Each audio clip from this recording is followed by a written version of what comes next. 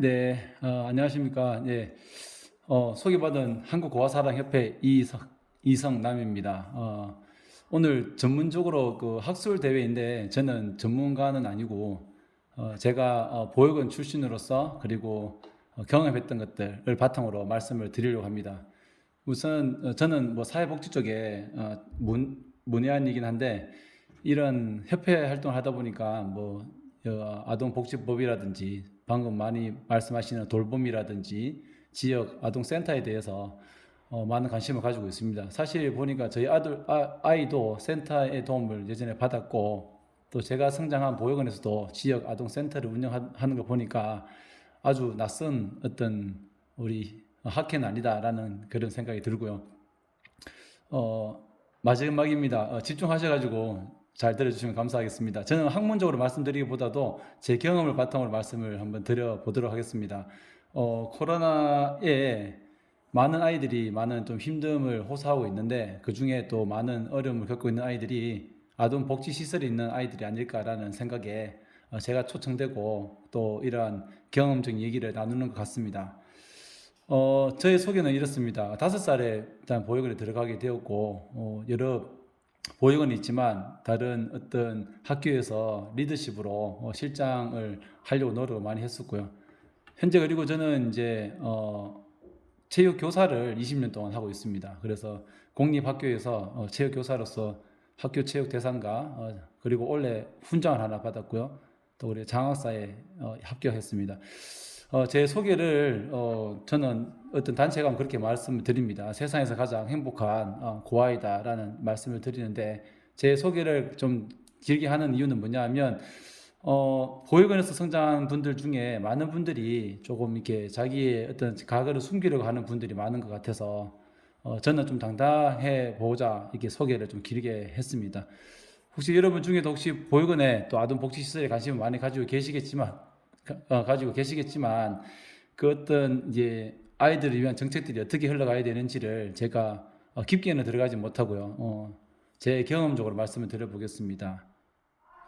저는 저희 뭐 다른 보육원도 다 그렇지만 사실 그런 것 같습니다. 아동복지시설이라는 곳이 시설이라는 것 때문에 단체로 어떤 규율 그리고 규정 어떤 지시나 그런 것들에 대해서 이렇게 운영이 되고 있는데 저 역시도 이러한 단체 생활을 하면서 성장을 하였습니다. 혹자는 그러한 부모로부터 좀 격리되어 있는 아이들에게 더 많은 어떤 그 혜택을 주는 게 그들에게 도움이 되지 않겠냐라고 하지만 저는 사실 아동복지시설에 있어서 아주 호의적이진 않습니다. 아이들이 가정에서 성장을 해야 된다는 것은 여러분도 다 아시겠지만 이러한 제가 어릴 때에 죄송합니다.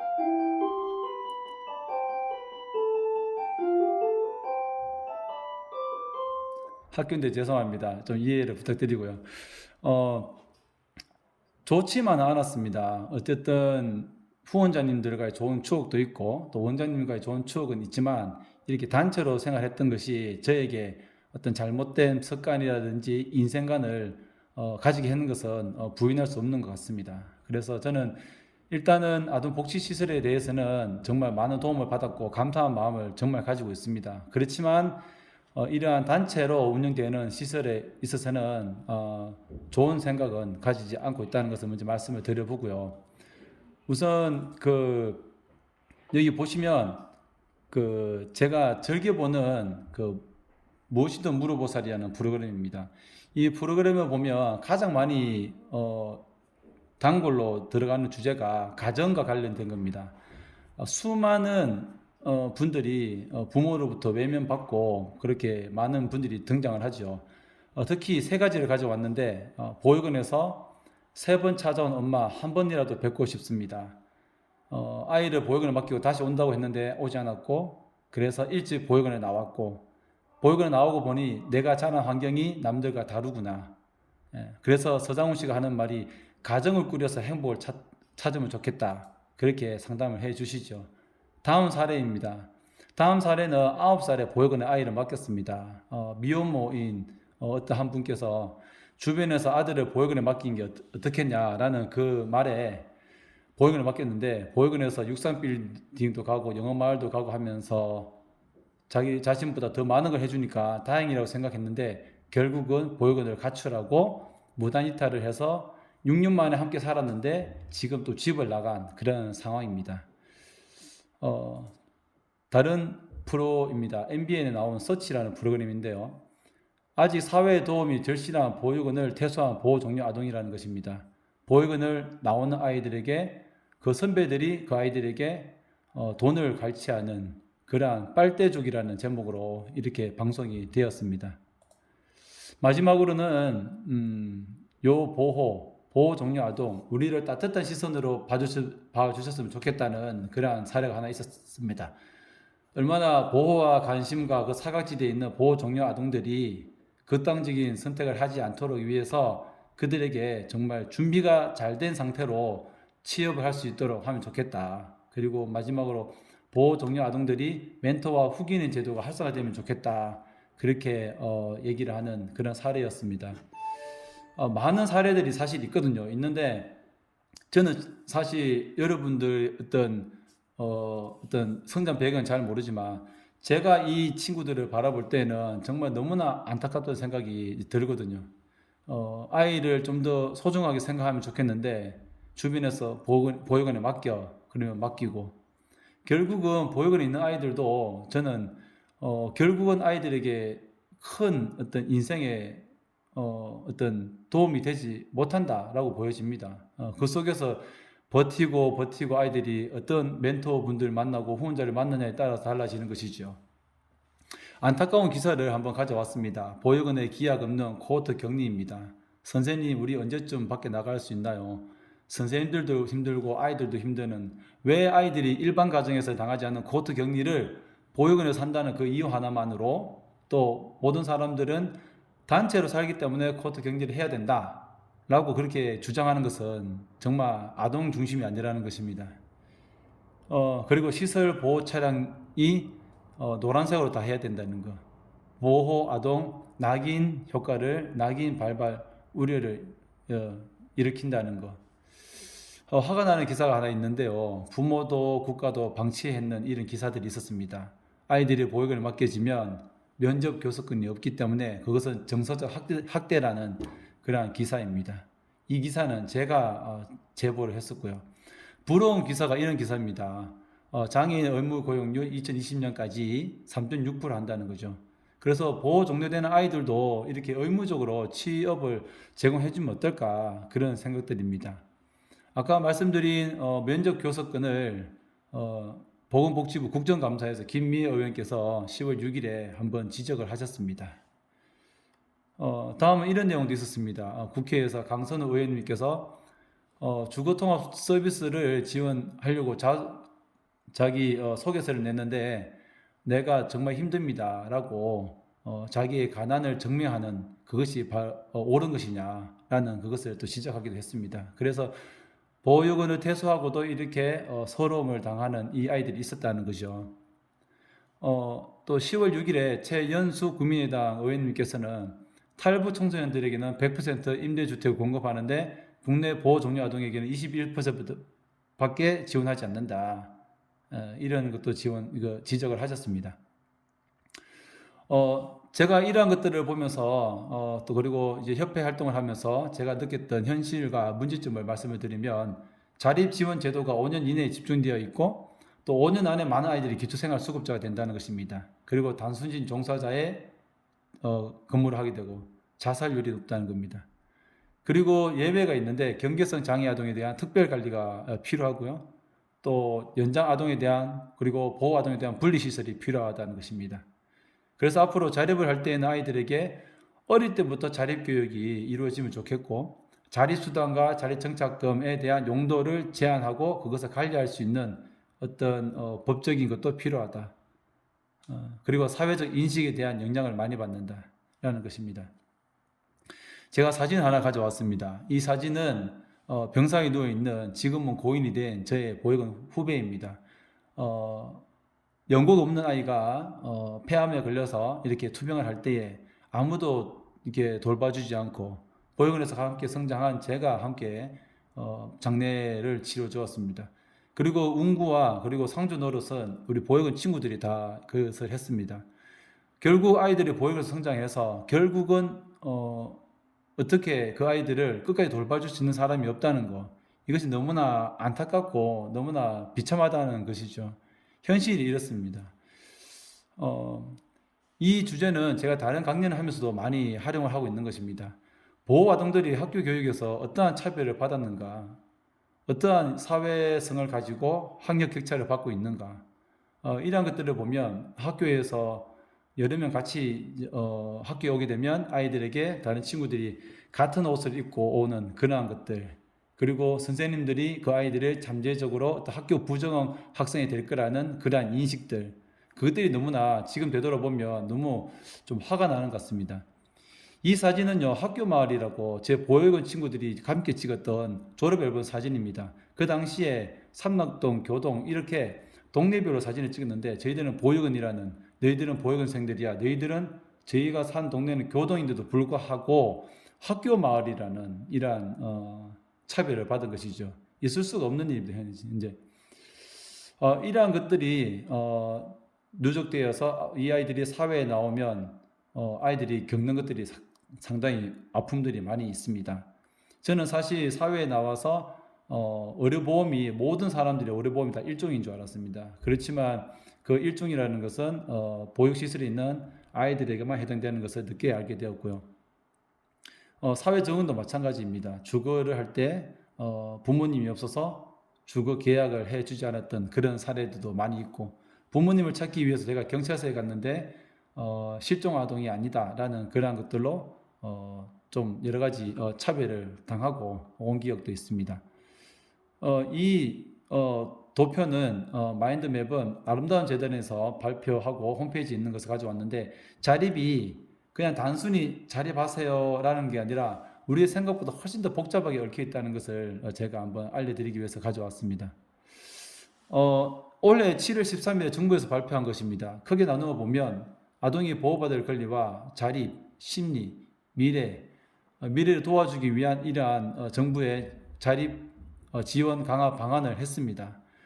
이 많은 분들이 많이 관심을 가져주시고 또 이렇게 언론에서도 도움을 주셔서 이러한 일들이 이루어졌다고 생각하고, 이것들이 하루빨리 잘 이루어졌으면 좋겠습니다. 지금부터는 이제 보육원을 퇴소한 청년들, 그리고 보호 종료 청년들, 어른들을 대상으로 한 설문지를 바탕으로 한번 마지막 정리하고 오늘 마치도록 하겠습니다. 시설 보호 종료 삶에 대한 생애사 연구인데 82명이 참여하였습니다. 보육원을 살 때 관계성은 어땠나요? 아동복지시설에서 단체 생활이 매우 독특한 상황인데 보육사와 선후배, 또래와의 관계가 큰 영향을 끼칩니다. 그 보육 환경의 개선 방안을 고민해 보기 위해서 이러한 조사를 한번 해보았는데요. 담당 또래와의 관계는 어땠는가? 친한 아이들도 있고 어울리지 못한 아이들도 있었다. 그리고 선후배와의 관계에 있어서 보면 너무 싫었다, 끔찍하고 군기를 잡으려 가는 사람도 있었고 교묘하게 괴롭히는 사람들도 있었다. 그리고 그러한 위계 질서는 성에 관한 문제도 유발하였다라는 것을 우리가 알 수 있었습니다. 그리고 보육사와의 관계도 마찬가지입니다. 보육사님들이 어떻게 지도했느냐, 냉정하고 침착한 분이냐, 그리고 차별하시는 분이냐, 그리고 그런 반면에 두 번째 어떤 보육사님은 진취적이고 적극적인 분이었다라고 말을 하죠. 그래서 어떠한 보육사를 맡느냐에 따라서 그 아이의 어떤 운명도 좌우되는 것 같습니다. 너무 좀 불행한 것 같기도 하고 그렇습니다. 두 번째는 이제 그 아이들이 생각하는 복지 정책입니다. 사회적인 편견과 차별을 경험할 때 겪는 것들, 온전한 자립을 위해서 어떠한 것들이 있을까? 가장 힘들어하는 것이 그 아이들은 어떤 대학교 들어갔을 때 생활비와 의료비 지원 등 이러한 것이라고 얘기를 합니다. 그리고 아동복지시설 서비스의 개선 방향에 있어서는 보호 연장이 되고 충분히 거주 가능한 거주 공간이 있으면 좋겠다라고 말을 하더라고요. 마지막으로는 이제 시설 보호 아동을 그리고 보호 종료 성인을 바라보는 일반 시민이 알아야 될 내용, 우리가 똑같은 사람으로 봐주셨으면 좋겠다, 그런 내용 말을 하더라고요.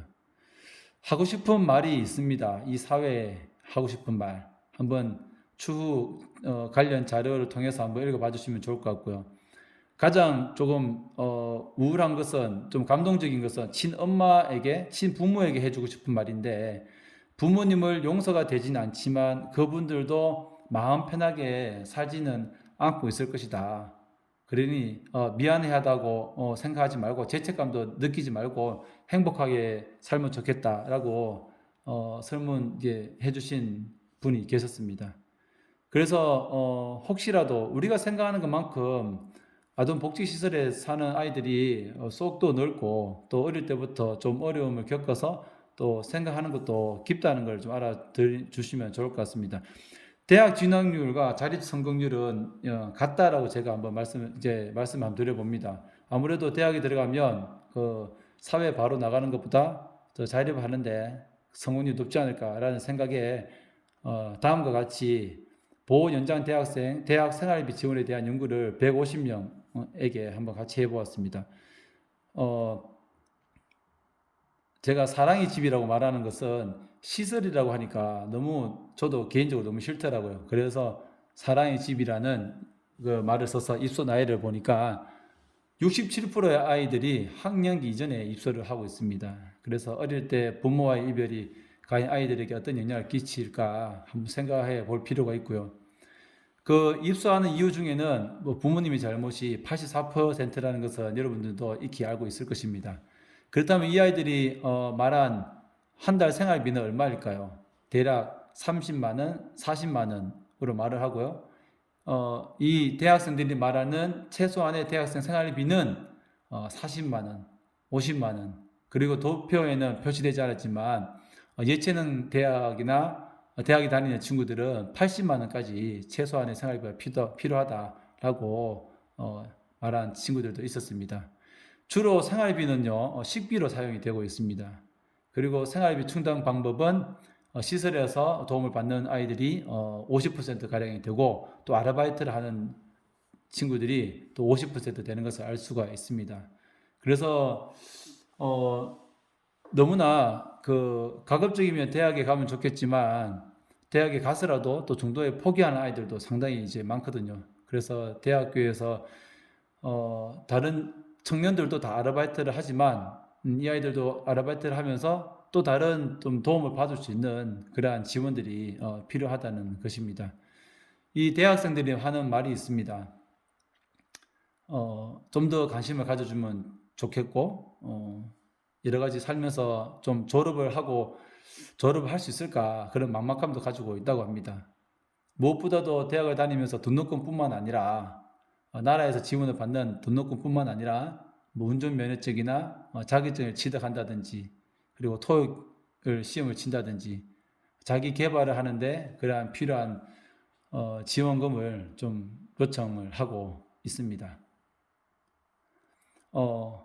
시간에 좀 제가 때문에 너무 빠르게 말씀을 드린 이유는 없지 않아 있는데, 사실 모든 아이들이 가정에서 성장해야 된다는 그런 말씀들은 누구나 다 동의를 할 것 같아요. 그래서 모든 아이들이 가정에서 성장을 못한다면, 정말 시설에 있다면, 보육원에 있다면 이 아이들이 좀 더 원하는 것이 무엇인지 우리가 좀 더 관심을 가져줘야 하겠습니다. 마지막으로 용어에 대한 규정을 말씀을 드려보겠습니다. 고아에 대한 편견은 주로 잘못된 용어에서 시작되었다고 할 수가 있습니다. 최근에 제가 어떤 요보호 아동이 발생이 되면 이 아이가 어떻게 보육원에 들어가는지 그러한 절차를 보면서 입소 처리라는 그런 얘기를 한번 보았습니다. 과연 제가 당사자 입장에서 그 처리라는 말을 들었을 때 어떤 물건처럼 이 아이들이 많은 분들에게 인식되어지는 것 아닌가라는 생각이 들어졌습니다. 그래서 이왕이면 어떤 입소 처리라는 말보다는 다른 말을 쓰는 것이 어떨까, 그런 생각을 해보았고요. 그리고 여러분도 이제 최근에 아시겠지만 보호 종료 아동이 아닌 정부에서 자립 준비 청년으로 이렇게 용어를 변경한다는 그런 것을 발표를 했는데, 앞으로 자립 준비 청년보다 더 좋은 말이 있다면 한번 우리가 고민해 봐야 할 것 같고요. 마지막으로는 이제 고아라는 말입니다. 전쟁 고아로 알려진 고아가 평범한 사람들에게 매우 불편하게 여겨지고 있는데 누구나 고아가 될 수 있다는 그러한 생각으로 좀 더 넓은 마음으로 이 아동 복지 시설에 있는 아이들을 바라봐 주시면 어떨까라는 그런 생각을 한번 해 보았습니다. 부족한데 전문가도 아닌데 제 경험에서 나오는 말씀을 잘 들어주셔서 예, 매우 감사드립니다. 감사합니다.